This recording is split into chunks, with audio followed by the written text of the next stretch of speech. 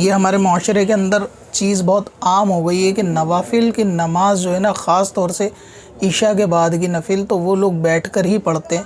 تو ایک تصور و ذہن لوگوں کا بنا ہوا ہے کہ شاید عشاء کی نماز نفل بیٹھ کے ہی پڑھی جاتی ہے، جبکہ ایسا نہیں ہے.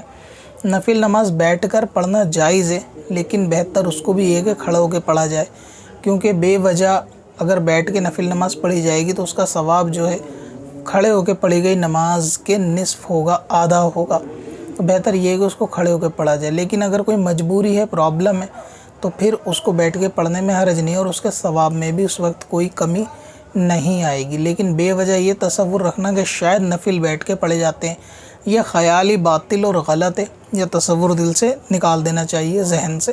اور ہر نماز جو نفل ہو اس کو کھڑے ہو کے پڑھنا بہتر ہے، اور پڑھنا بھی چاہیے. باقی بیٹھ کے اجازت یہ ہے کہ بس اس کو پڑھنا جائز ہے، لیکن ثواب میں کمی ہوتی ہے. اب اپنی قضا عمری نمازوں کا حساب لگانا ہوا اور بھی آسان. وزٹ کریں qazakalculator.smswarsi.com پر اور اس کیلکولیٹر سے اپنی تمام قضا نمازوں کا حساب منٹوں میں کریں اور ڈاؤن لوڈ بھی کریں.